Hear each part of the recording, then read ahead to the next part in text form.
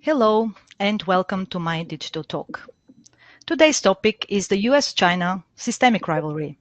And my guest is J. Kyle Bass, an American hedge fund manager. He is the founder and chief investment officer of Hayman Capital Management, a Dallas-based hedge fund focused on global events. Kyle, welcome, and it's a great pleasure to discuss with you the US-China systemic rivalry from the perspective of a hedge fund manager and investor. Thank you, Velina. Pleasure to be here. Now, we will start with a political dimension before we dive into the financial and economic issues. As we've witnessed from the last several decades following the collapse of the Soviet Union, global affairs have become exceedingly complex, as globalization has created intertwined networks of finance, trade, energy, economy, and so on, which merged into something what I call a global system. Now, more importantly, the global system encompasses these globalized networks of finance, economy, trade, and so on that facilitate the vital and free flows of goods, capital, services, data, people, and many, many more.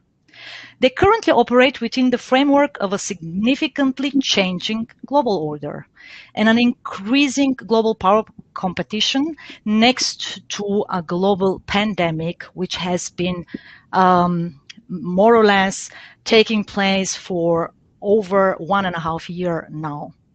One already witnessed the immense stress that was put on this global system following the trade dispute between the United States and China during Trump's administration, and this is the reason why I would like to discuss with you first and foremost, what is your assessment of the global political developments and the way how Biden's administration will engage Beijing politically? What is also your anticipation for the political relations between Washington and Beijing?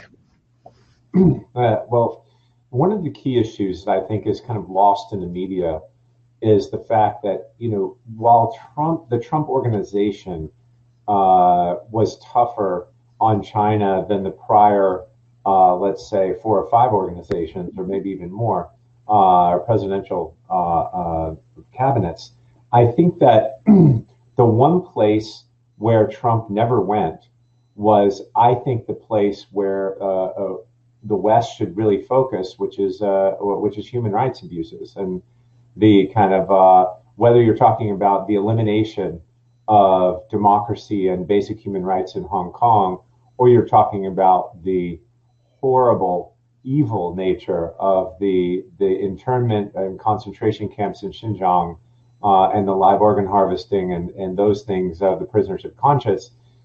Trump never said the word human rights as far as it relates to how China operates and how they operate around the world. And the Biden administration has really stepped up with Secretary Blinken leading the charge in basically standing on this pillar of basic human rights. And it just, what it does is it ends up shining a light, right? It ends up focusing in an area of the differences between the fundamental ideological differences between the Chinese Communist Party and the manner in which they operate around the world, and what I call it the Western rules-based order, where we all agree to operate under certain rules and the rules of law, and we also respect basic human rights. And so fundamentally, those two systems are diametrically opposed to one another. And the globalists believe that we can just exist in some sort of almost détente of any of our criticisms, just so that we can have free flow of goods and services. And I think you and I know, Velina, that's a naive thing to believe. And what we now see happening or developing is the Biden administration, through the State Department and Secretary Blinken, have really stood up on human rights. And back during the Trump organization, I kept hearing through the back channels that it was Secretary Mnuchin who is as you know, a friend of Wall Street, a former Wall Street partner. Every time Trump wanted to do something more punitive to China, Mnuchin would tell him, "You can't do that. China will disengage, the market will crash, and you'll never get reelected." So that's why you never saw, I think, the Trump administration really sanction Chinese entities like our laws say we should be doing. So so far what I see, I'm very hopeful that this will continue. And you also addressed an interesting phenomenon. So starting in the 70s with this absolutely unprecedented phenomenon of political, economic, trade entanglement between China and United States, which was called Chimerica. Now there is obvious dichotomy. For instance, as you outlined in the field of human rights, and as regards the rules-based order, also there is apparently a fundamental incompatibility between totalitarian regimes, which now also are capitalizing on the digitalization, on the fourth industrial revolution, contrary to the norms, rules, and standards of Western democracy. So do you anticipate in the long run, of course, a kind of a complete decoupling when it comes to the way how rules, so global rules and norms, are actually imposed on the relations between states? I do. I think the fear mongering that goes about the Wall Street crowd, or the Fed, the Treasury, and even presidential cabinet is, if China decouples, we need China. We're too intricately interwoven economically to kind of excise the tumor, right? To cut the Chinese Communist Party out of our trade relationships, out of our supply chains, out of our universities, and all of the places where they have the tumor has grown in the United States and in the West. There are too many people that are fear mongers about that decoupling and what it would cause our country. We believe at our firm that a full decoupling could cost 2 to 2.5% of U.S. GDP. But if you just look at the DNI reports and the reports from DoD, Department of Defense in the U.S., we believe China steals about 2% of GDP per year in intellectual property theft and in the manner and the ways in which the Chinese Communist Party of China operates. And then they earn a return on that every year. So the way that we see it, it'll be a net plus for the U.S. to decouple from China, and we can get cheap T-shirts and tennis shoes from Vietnam and Cambodia and other places in Southeast Asia. And the one place where where the U.S. must build its own very important, strategically and nationally important assets are in, of course, semiconductor manufacturing. We rely entirely too much on Taiwan Semi, who, as you know, is only about 100 miles from the Chinese border.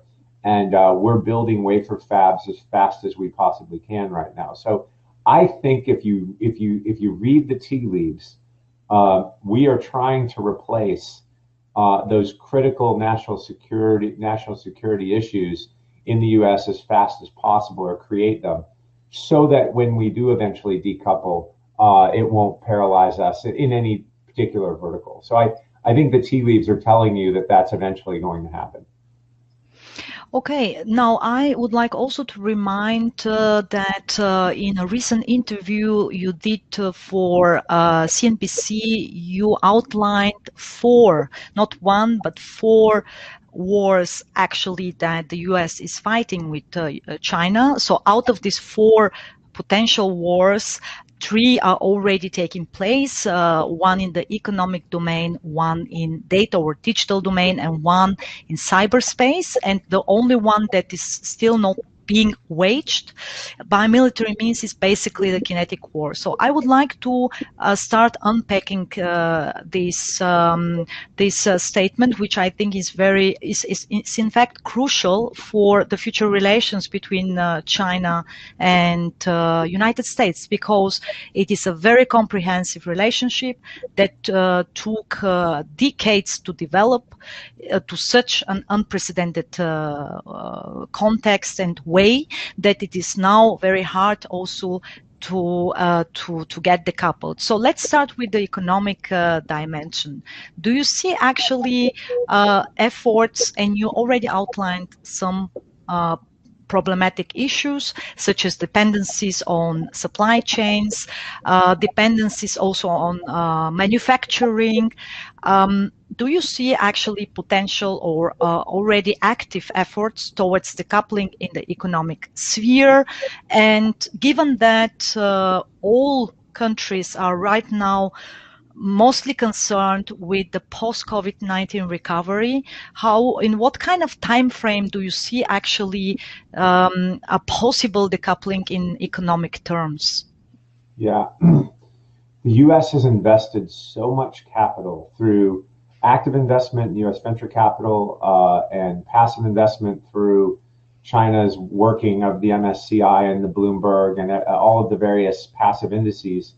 That money from the U.S. has been the blood to grow the Chinese Communist Party's tumor abroad. And I think that China kind of orchestrated each of those en routes of capital into China. And now you have a very interesting phenomenon happening, as you saw first with Ant Financial, then you recently saw it with Didi, and now you're seeing it kind of across the board coming from China's cyberspace administration, claiming that Chinese national security is at risk. And as you know, Velina, there's actually a law in China that prohibits foreign ownership of Chinese technology companies. And so if you just think about the relationship and the bilateral relationship between the U.S. and China, we are open door, we are open to them in almost every way. We allow them to own anything they want to own over here, but we can't even own a real share in a technology company over there. But what you're seeing now is China is really pulling it in, and they're really worrying about their own national security, because everything that they do in the digital realm, they know it can be hacked, and they know we can watch. And so the interesting thing about the Didi cancellation is they know that we can break into the Didi algorithm, and we can watch who's traveling where in China, and we can understand what's happening over there. And they don't like that anymore. They love it when they can do it, but they basically can dish it out, but they can't take it. And that's what you're starting to see happen over there. So when I think about the economic realm, and I think about whether we're interwoven or whether we're at war, we've been at war with China since we let them ascend to the WTO early in 2001. You know, in the first 6 or 7 years, we lost 4 million jobs here in the United States to China. And so when I think about those 4 wars, and you know, when I talk about the data war, what I mean is propaganda and data. Cyber is a different dimension, right? Cyber warfare is different than propaganda warfare. But on the economic front, we've got a war that's being waged on the United States and the West without us fighting back for the first 15 years, right?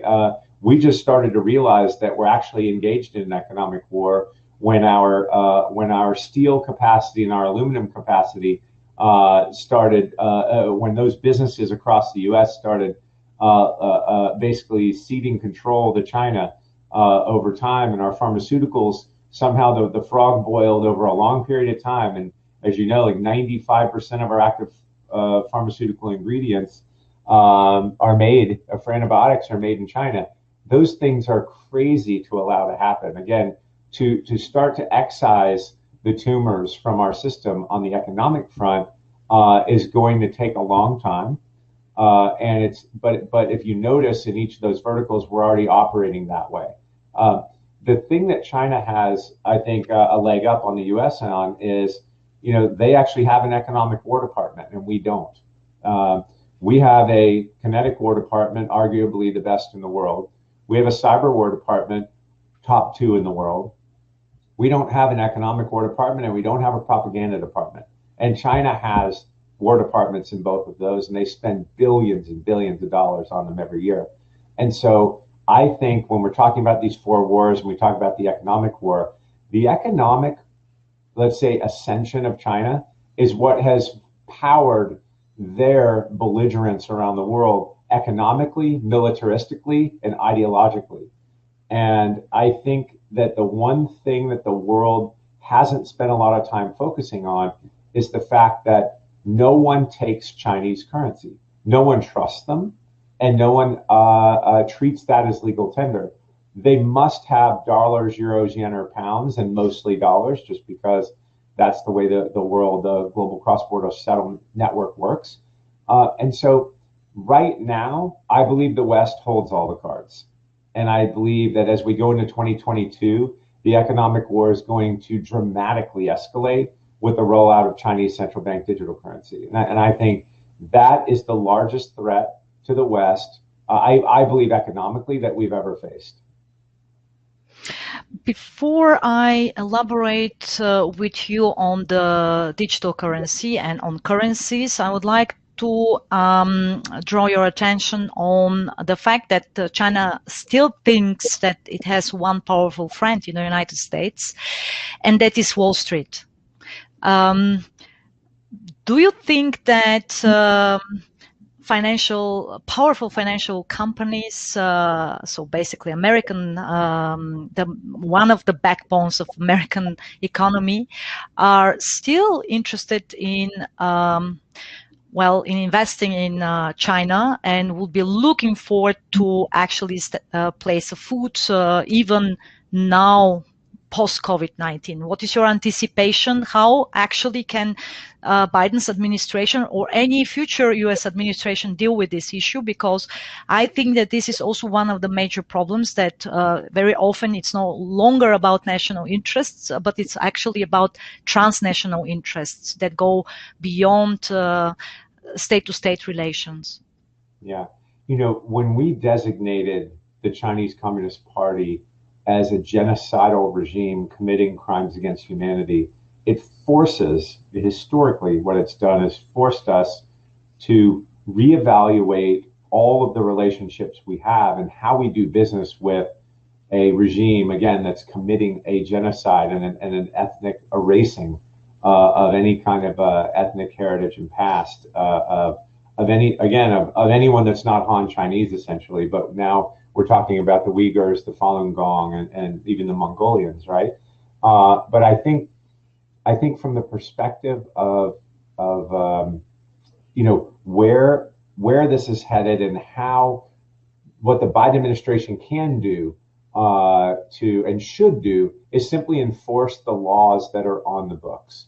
We know that HSBC has been operating as a criminal organization for a long period of time. We know that HSBC is the linchpin of capital flows between the West and China. And the fact that we won't sanction HSBC for their bad behavior, for their potential breach of the consent decree with the U.S. Justice Department back in 2015, these are things that we have laws on the books, we have the data, and we know what's happening and we know what has happened, and yet we're reluctant to enforce those laws and sanction, let's say, the big Chinese SOE banks, right? Or the joint stock banks. So if we were to sanction any of the Chinese SOEs or the JSBs and or HSBC, which you've probably seen in the last few days, we're criticizing them publicly, that would change the entire relationship of trade, finance, and investment with China.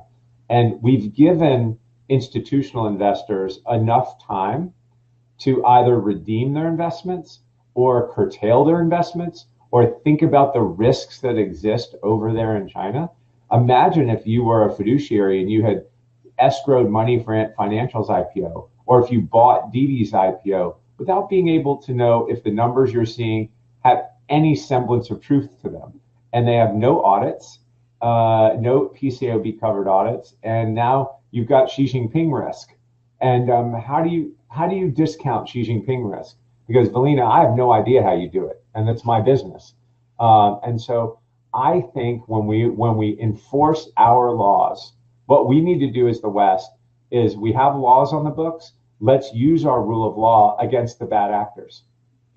We have laws that are supposed to stop bad behavior or penalize bad behavior, and we're not willing to enforce those laws because of the larger consequences geopolitically of the enforcing of those laws.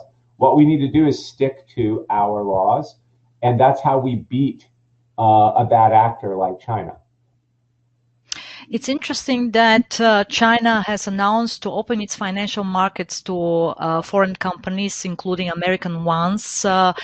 Of course, it's a long road ahead, but still, are you buying these announcements? Do you really think that foreign financial institutions, including American ones, will actually get the chance to become part of of Chinese capital markets, or is this just an announcement that has more or less political rather than realistic repercussions? Yeah, if you look at underwriting fees in the U.S. today, so with Chinese listings, U.S. listings of Chinese companies, whether it's Hong Kong or China based, let's just call them Chinese companies, it basically contributes today 12 to 15% of Wall Street's revenue, and it is their largest growth area. So Wall Street and the bankers can't wait to take another Chinese company public because it's not their job to protect national security of the U.S. It's not really their job even to opine on whether buying a fantasy football VIE share of a Cayman sub of a Chinese company is a good idea. They just are the conduit. They put it out there, and if people buy it, they buy it. And so, I've said this before, if U.S. national security were left to Wall Street, we'll all be speaking Chinese tomorrow, right? So I think we need to be very careful about that. But what the Biden administration can do is actually enforce some of our laws, and one of them is, we have our securities firms setting up offices now in China, looking for Chinese underwriting, M&A, IPOs, and you're asking if that's something that's real if I buy it. One of the key caveats to the establishment of U.S. investment banking wholly owned subsidiaries in China with no JV partner is all of the data of all of the clients has to reside in China on Chinese servers, and the Communist Party, as you know, will have members of the Chinese Communist Party in the offices sitting in the compliance of these firms, and they will be able to review all customer data, and it can never leave China. Well, basically swim at your own risk is the way I think about that. Mm-hmm. Now let's move to currencies. We are still in the financial domain and in the monetary domain. China's Sichuan province announced and ordered, in fact, a halt to mining in June, which meant nearly 90% of China's Bitcoin mining capacity, or over 50% of the global capacity, which basically resulted in being shut down. Now, crypto firms are meanwhile selling their hydropower equipment in China. And given the last crypto hype we experienced globally with Bitcoin and other cryptocurrencies, it was quite of a shock. Now, how do you place all of these in the context of Chinese efforts to establish and impose basically a state-owned, a state-regulated digital currency, which is already actually being introduced in several big cities in China? Is this to be seen as part of China's efforts to internationalize its own currency. What is your assessment about these current developments? How do you see also China's currency's role in the future? As we know, the share of traded yuan is still very, very low. Correct me if I'm wrong, but I think below 4% globally. Anyway, it is they are still not there yet where they want to be. How do you anticipate actually these developments in terms of future plans by the government? Well, when you talk about private crypto and what China's done to crack down on the Bitcoin miners, China has a real issue with its power grid, and these Bitcoin miners take huge amounts of power to produce something that's not really productive, a productive asset. I mean, it's something going to be sold for real dollars. So I think China views that as being semi-productive.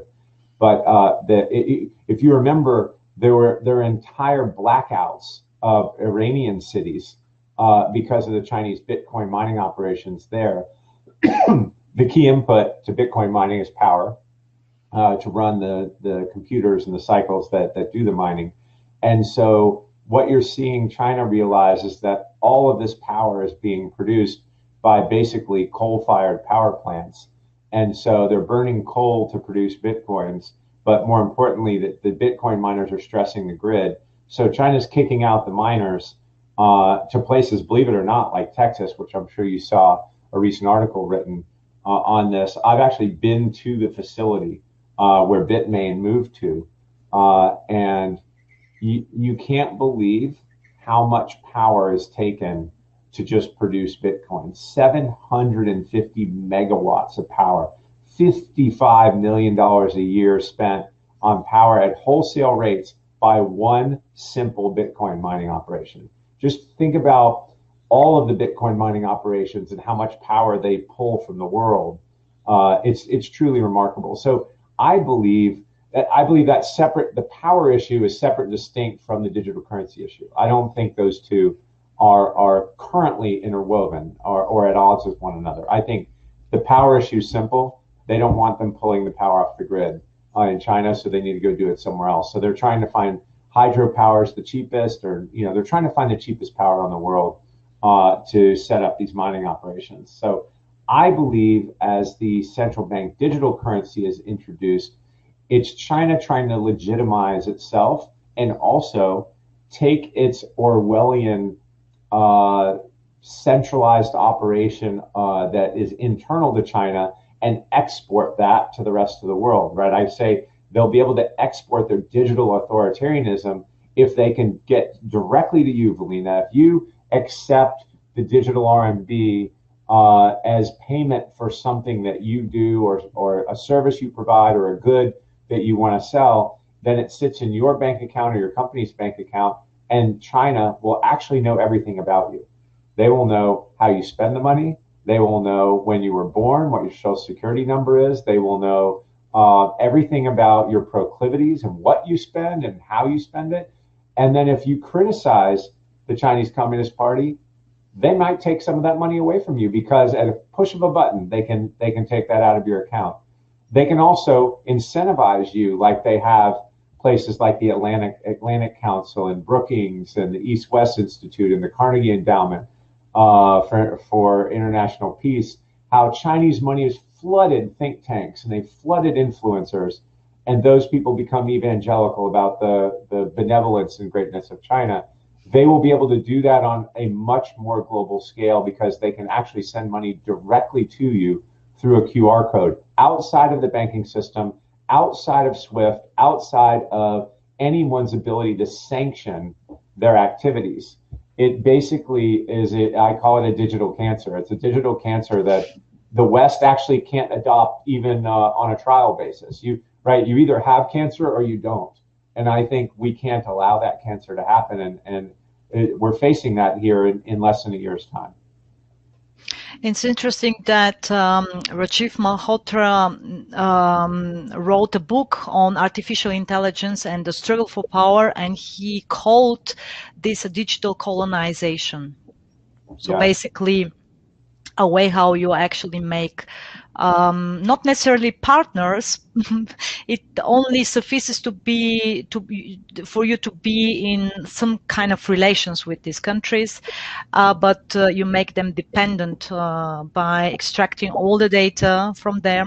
And we are observing already this kind of digital colonization, where, of course, when you don't play by the rules, you can also create a pool of unimaginable pool of data where you can actually make your algorithms work better.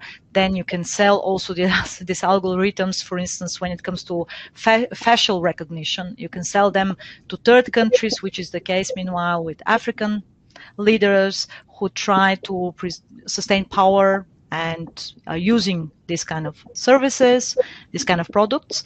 So this also fits into the narrative that which you outlined at the beginning, with this kind of decoupling, political decoupling, where there will be two systems, one playing by the rules, or at least the rules-based order that has been established for the last 70 years, with allies, with like-minded countries, and one that is, being in emergence, China-led system.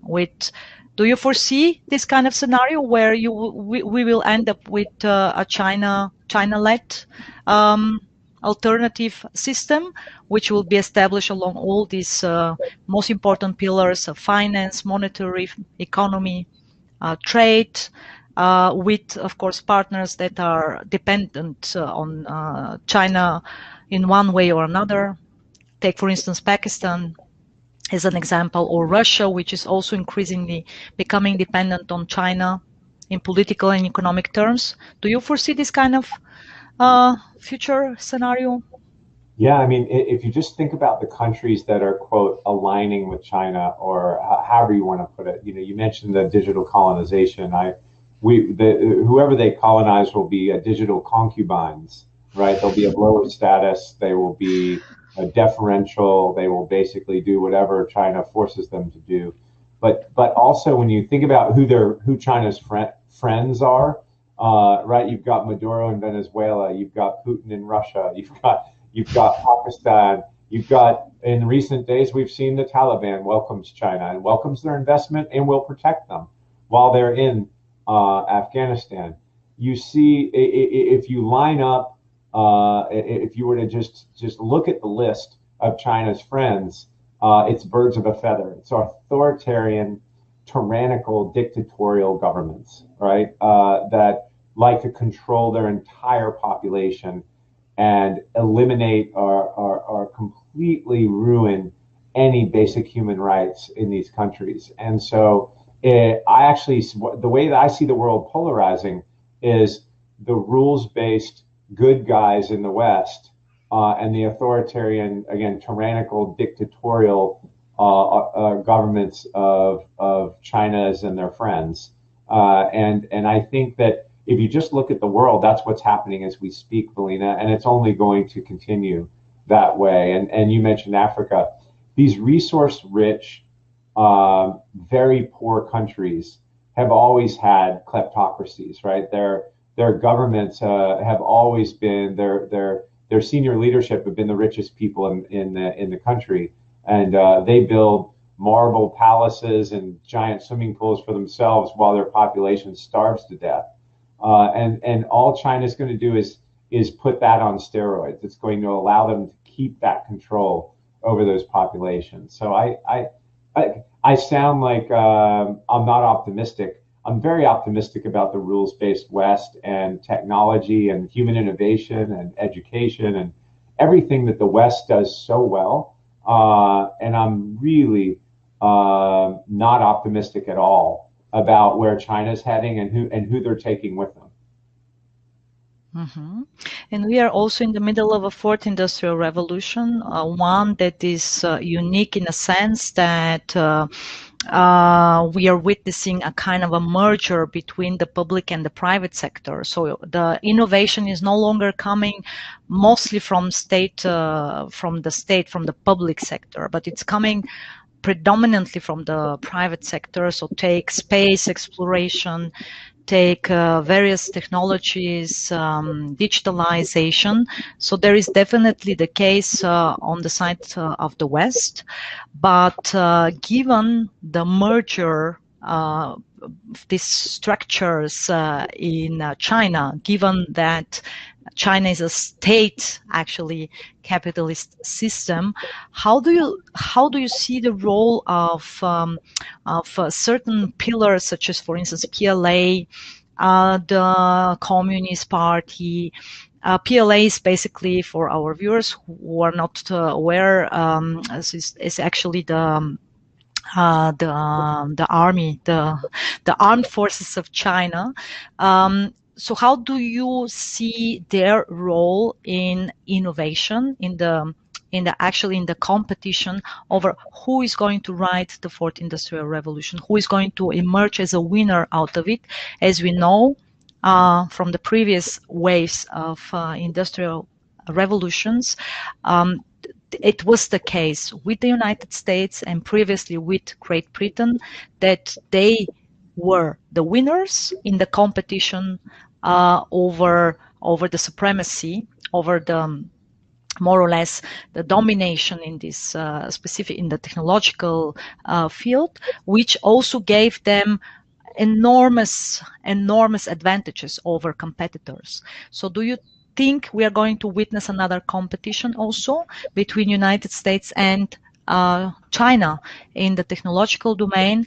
And how should investors also prepare for that? Should investors actually plan to invest in technological innovation coming out from China in the future? Or should we really say, okay, this would mean that we help also basically the state authorities, we help basically China to emerge as technological hegemon due to this investment? So it's a very tricky question, I know, but it's up to you to decide how to answer it. It's actually pretty easy, Velina. I mean, how do you invest in a technology? First of all, it's illegal to invest directly in Chinese technology, so you have to buy a share in a company that is a shell company in the Cayman Islands, and you're playing essentially fantasy football with China. If anything goes poorly, if the company starts doing poorly, you have no claim to their assets whatsoever. That's if I explain that to you all on a whiteboard today, you'd look at me and I would say, okay, Velina, I think you should put a lot of money into this. You would look at me and call me crazy, right? So I think people don't even know what they're really doing, number one, in investing in China. But look, China as a government and as a kind of monolithic organization, because we all know the military and civil fusion is kind of a rule and a way of life there. So I kind of treat it all as one. When you look at how they've acquired a lot of their technology, they've stolen it. And what real economy has ever had a closed capital account, right? They have what I call a roach motel. You're allowed to send money in, but good luck getting it out. Many of the multinational companies that have profits in China can't wire the money out. China won't allow it to come out, so they have to keep investing in PP&E and things in China, hoping that one day, maybe, China might let some of that money out. Imagine if that's really how you're investing. If your fear of missing out is so great that you convince yourself that investing in that kind of architecture and lawless country at the whims of their supreme leader is a good idea, then I just think you haven't thought this all the way through. I would rather invest in Europe or in the United States, where we have some of the greatest universities in the world. We have the best innovators in the world. We have the best technology in the world, and China just aspires to either copy it or steal it, and then develop it, from there on their own. So, Velina, look at a couple of the empirical data. There are 460,000 Chinese students in U.S. universities today. There are less than 15,000 U.S. students in Chinese universities today. So China pretends to have the better model, and yet even Xi Jinping sent his daughter to Harvard, right? So just think about what they say and then what they actually do. how many Chinese elite do you know that can't wait to invest more of their money in China and send their kids to Chinese universities? I don't know many. They can't wait to get their money out of China and send their kids to the U.S. and give them a better education. So, and Europe for that matter. I mean, you look at some of the top educational institutions in the world, and they are in Europe and the U.S. And so, it's so obvious to see if you just put it all on a whiteboard. But the narrative that China delivers is key. And their propaganda department, as you've probably seen on a daily basis, you and I frequently interact. We see Chinese propaganda, whether it's coming out of the People's Daily or whether it's coming out of Xinhua or any of these other news propaganda organizations that are official out of China. We live in a post-truth world. Whoever can develop the best narrative wins. And again, the US and Europe might need to fund a narrative or propaganda department to fight the crazy disinformation that comes out of the Chinese, state-owned media. So I think if you just look at the facts, Velina, the facts tell you, forget about what the Chinese say, look at what they do. And I will use the opportunity also to point to two significant facts. The one is that China's Communist Party branches have been set up inside Western companies. And the second is that the Chinese Communist Party has an international branch consisting of almost 450 parties in the world, which of course means that once they want to engage politically with a certain country ABC, they reach out to this international branch where there is a member, a party member, and this is how they actually have kept stability in political relations, or have reached out to, for instance, to deepen economic and trade ties by addressing directly the right people at the right in the right places. So this is something that is very often overlooked. Regarding the example you gave with the daughters and the sons of communist leaders going to study abroad. This was absolutely the same case during the Soviet time, when actually all communist leaders were keeping cash in dollars, which is absolutely non-fact, and were sending their daughters and sons to Harvard, so to United States, most preferably, of course, or to other prominent Western universities. Nothing new under the sun. Of course, what is new is, as you said, the lack of an adequate tool to deal with the propaganda and also to deal with the cyber domain, because as you said, propaganda is on the one side, all this kind of disinformation campaigns. On the other side of the coin, we have also all the cyber hacks, private or public sector, which is going to definitely increase with the rise of tensions between Washington and Beijing. Now, you also said investors should look away from China and move to other partners. So what would be your list of most preferred like-minded countries or interesting destinations all over the world where USA can also build solid and stable relations in the future, given the decoupling? Well, clearly, Europe is clearly our friend. The UK and Europe are, I think, rules-based, like-minded, fighting climate change, fighting human rights abuses, and believe it or not, we've started to see unity, amongst many sovereign nations fighting those things. And China's the worst offender in human rights. They're definitely the worst offender in climate change and emissions. I think the Daily Mail put a piece out today that says China has 23 of the worst polluting 25 cities in the world. The only two that are on the top 25 that aren't Chinese are Moscow and Tokyo. And so I think that when you look at like-minded, rules-based, systems that prioritize human rights, those are who our friends are.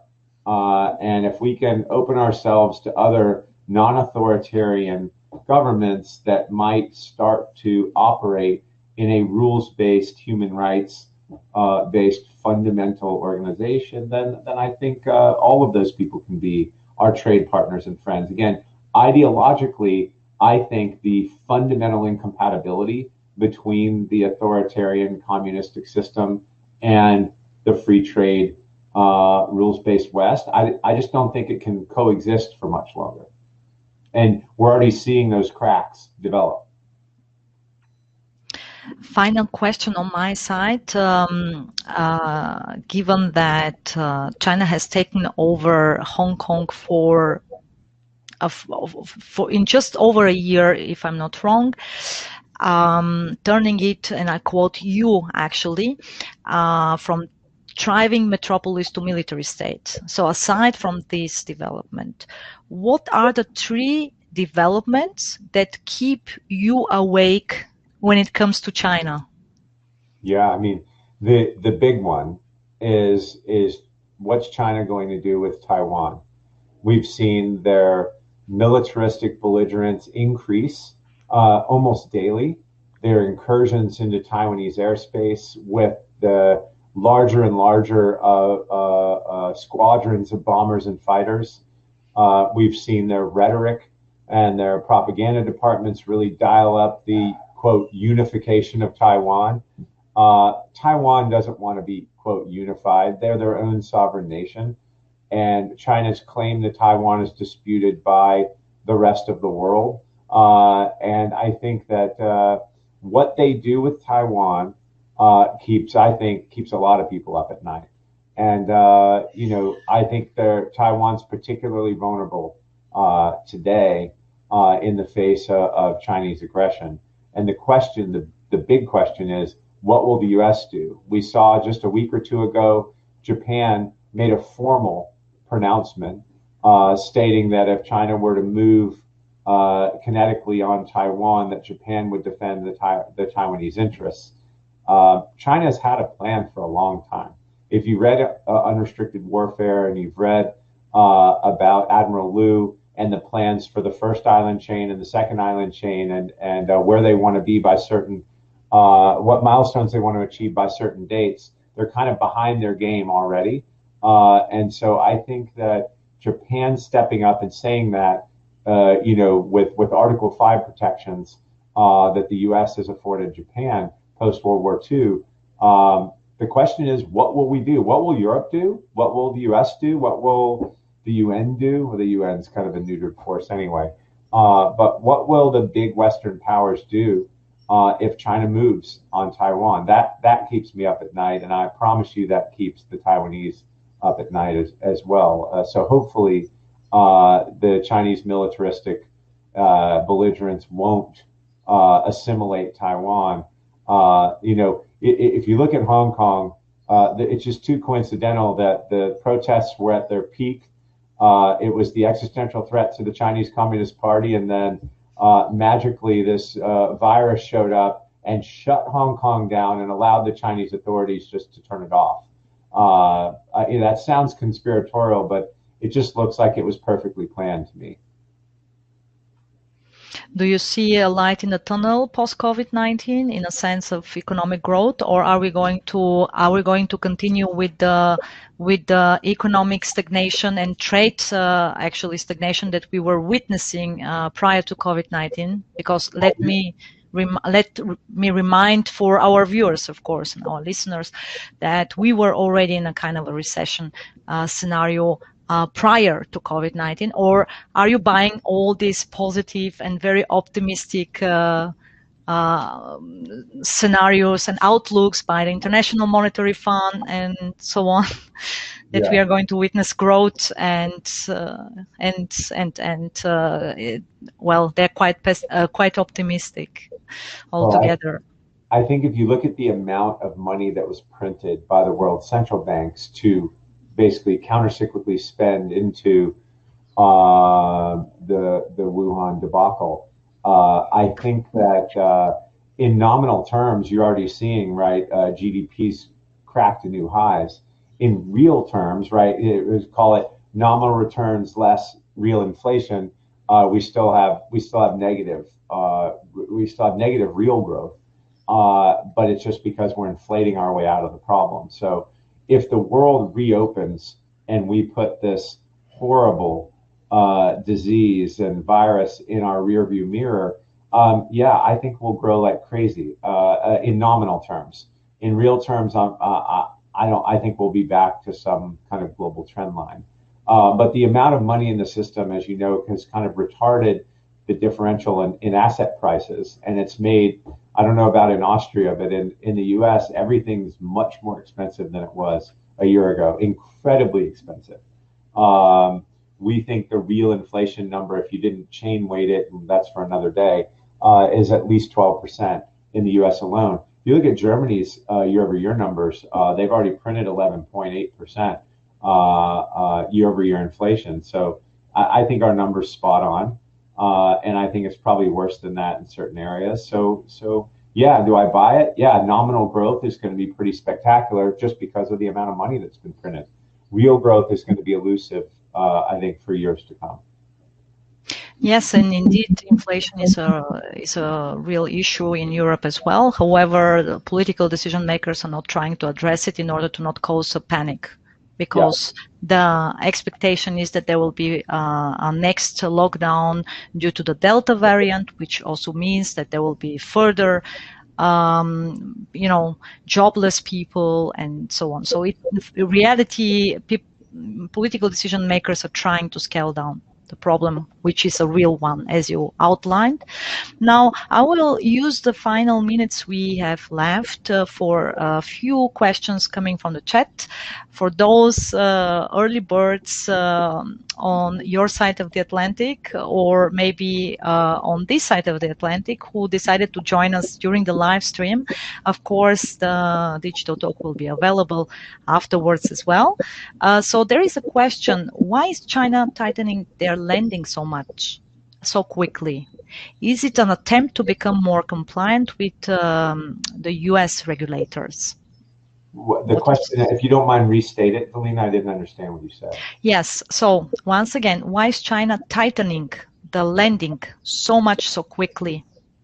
Is it an attempt to become more compliant with regulators, with American regulators, or what is your reading? If you have an opinion, of course, on this question. Yeah, I think when you look at China's banking system, post financial crisis 2008, China expanded its banking system 50% of GDP per year, every year for 7 years. Just think about that for a second.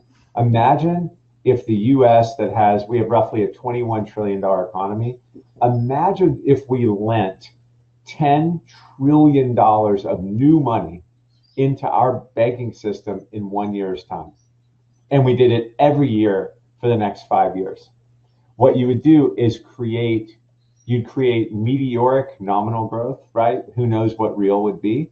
But you can't have that kind of binge on free credit from all of the banks and not have a significant recession. When you look at what's happening in the various regions of China today, you're seeing many bank failures in the, their SOE banks, their 12 joint stock banks, then their 10,000 or so local banks. You're seeing many bank failures because of this expansion of credit. And think about the fraud that's in that system. The expansion of credit that's happened has been unprecedented in the history of the world over the last 12 years in China. And so you've seen asset prices in China move to where, as you probably know, that you've seen the birth rate decline in China, and it's a real question mark for the regime. So therefore, not only did they abandon the one-child policy, they're going to 2 or 3 children now, and they're encouraging that. But what's happening is the price of housing has gotten so far out of the reach of the average. There are 1.4 billion Chinese, where 400 million of them have kind of risen out of the poverty class into the middle class. There's still 1 billion that are poor, and the price of everything has gone up so much that now everyone's living with their parents and no one's marrying and having kids and living with their parents. And so when you start playing God and printing money at the central bank level and thinking you can control everything, or I like to give the spinning plates analogy. When you have 50 plates spinning, you're trying to hold them all and keep them spinning. When one plate stops spinning, you're going to have a lot of trouble dealing with the rest of the other 49 plates. And so I believe that the reason you're seeing the birth rate decline and growth slow pretty dramatically is, again, this asset price phenomenon has gotten China out of whack. And so I think they need to stop the meteoric lending rates and start to deal with some of the excesses in their system. It makes complete sense because it threatens the regime itself. You remember she said financial security equals national security just a couple of years ago, and they started focusing intently on that. And we'll see what happens. But if you prevent forest fires for 12 years by printing money, and then there's a spark somewhere, the whole forest is going to burn down. What you should be doing is letting these fires happen periodically and clearing the underbrush so that you have a much more stronger and stable system. China hasn't allowed that to happen, and we'll see what happens when a spark hits their forest. I see also a question I personally don't understand, but I will read it to you. Maybe you have an idea. Do you think that progressively areas will try to build intranets versus internet? Yeah. So the answer is yes. And I think that, for instance, there's a company here in the United States that believes that an EMP hardened system, i.e. Electromagnetic pulse hardened intranet instead of an internet, is vital to the national security of our country from a first responders perspective and from a militaristic and first responders perspective. It is a given that we need a closed network that China can't access for communicating. And I think countries like the U.S. and Poland and others are already in full steam ahead in building those intranets. And I think you'll see those built in many of the Western countries around the world in the next, call it 3 to 5 years. It's actually not that expensive to build. Given the architecture of the networks that already exist, adding more EMP hardened hardware is pretty easy to distribute those networks. Mm-hmm. Final question for our session. Do you think that China is also seeking to decouple from United States, given that now there is the anticipation for rather consumption-oriented economy, facing a growth in the middle class, not just in China, but in Asia? Do you think that China also pursues a similar approach to decouple from Washington? I think they want to project to the world that is something they're thinking about. But when you think about a parasite and a host, China is a parasite to the host because, again, they have a closed capital account. They must have access to currency that the world actually accepts as legal tender. So they can pretend that they want to decouple from the host and basically create their own world in Southeast Asia and or amongst the other, call it miscreants around the world that they're aligning with Venezuela, North Korea, and Russia and North Africa. But I don't believe it's even. Again, it's what they say, it's not what they do. They'll say that they're strong enough to consider decoupling, but it is the last thing that they want because their world will collapse if they lose their access to dollars. Yes, and my anticipation is that Biden's administration will also seek to kind of soften the approach, at least for now, at least for a first term, until it's settled, until it's known that he or predecessor can win a second term. So it's not in the interest of this administration to also intensify the tensions, at least on political arena or in military terms. So I suppose that it is a kind of a win-win situation for now, to keep it at the level of status quo, to prepare accordingly rather than to antagonize the competitor. But we will see what the future brings, right? I am grateful for your insights, and I want to thank you for being with me for over 60 minutes. And I wish, of course, much success with all your future plans. Thank you, Kyle, You for too, staying with Velina. us. Thank you for your time.